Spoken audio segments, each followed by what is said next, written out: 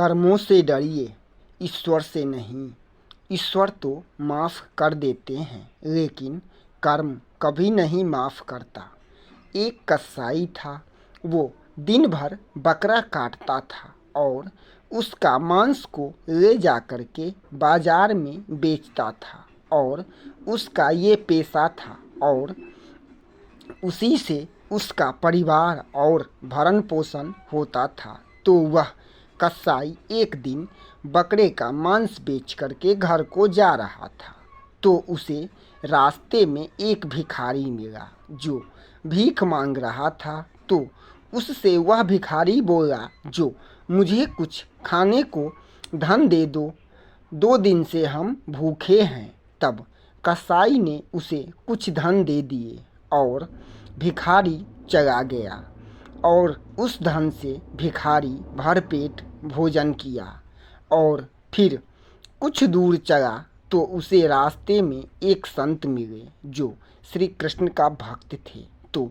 संत उस कसाई को बोले, जो बेटा मेरा एक बात मान लेना। तब कसाई बोला, जो क्या बोलते हैं बाबा? तब संत बोले, जो तुम्हारा जो पुत्र होगा उसका नाम तुम राम रखना, बहुत ही खूबसूरत और सुंदर है। तब कसाई बोला, ठीक है बाबा। फिर कसाई बाबा को प्रणाम करके और कसाई अपने घर को चला गया। फिर घर को गया तो कसाई घर जा कर के अपने पत्नी से बताया, जो रास्ते में हमें एक भिखारी मिले थे और उसके बाद भिखारी हमसे धन का कुछ याचना कर रहा था, तो उसे धन दे दिए। उसके बाद रास्ते में एक संत मिले। वो संत बोले, जो तुम अपने बेटे का नाम, तुम्हारा जो पुत्र होगा उसका नाम राम रखना। तो उसकी पत्नी बोली, जो ठीक है, अपने पुत्र का नाम राम ही रखेंगे। फिर कुछ समय बाद कसाई का एक पुत्र हुआ, वह बहुत ही सुंदर था। तब कसाई उसका पति पत्नी दोनों ही उस बालक का नाम राम रखा। फिर कसाई वह अपने पुत्र के साथ सुखी और शांति से रहने लगा। उसके कुछ समय चलता गया।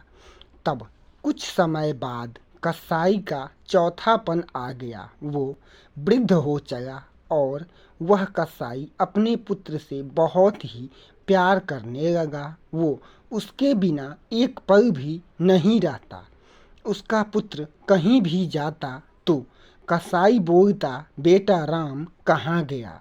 वह कसाई अपनी पत्नी से बोलता, जो मेरा बेटा राम कहाँ है, उसको मेरे पास बुला दो।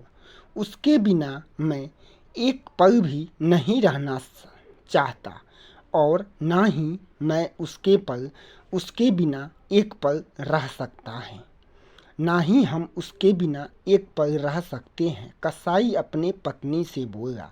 तो कसाई की पत्नी ने राम को बुला दिया और राम और अपने पुत्र के साथ, राम के साथ कसाई रहने लगा। उसका चौथापन था, तो राम के बिना कसाई एक पल भी नहीं रहता था और कसाई उसका नाम पिता और पुत्र राम और कसाई दोनों ही साथ ही रहता था।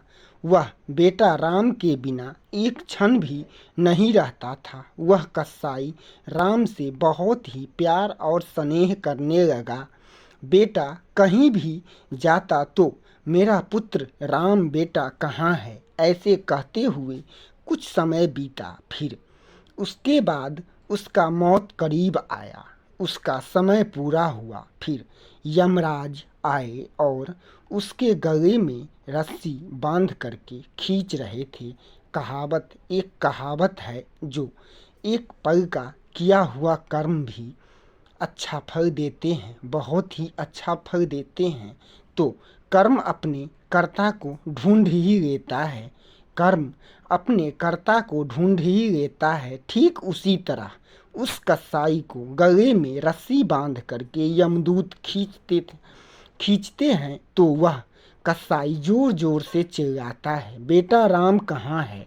तुम कहाँ है? आकर के मुझे बचाओ, हमें यमदूत गले में रस्सी बांध करके खींच रहे हैं। हमें गले में यमदूत रस्सी बांध करके खींच रहा है, लेकिन ये नाम तो भगवान विष्णु का है।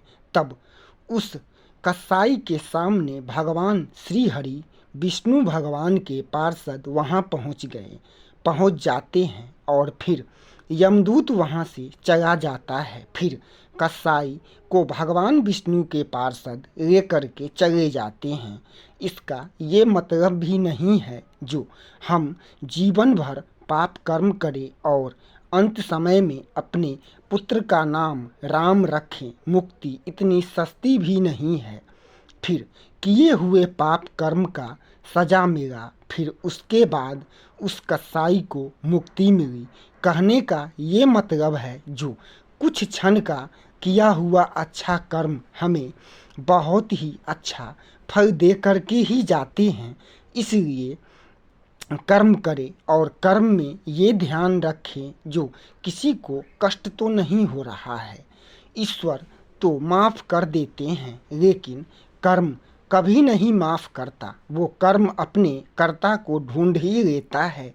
जैसे कई हजार गायों में बछड़ा गाय अपनी माँ को ढूंढ लेती है, ठीक उसी प्रकार कर्म भी अपने कर्ता को ढूंढ लेता है।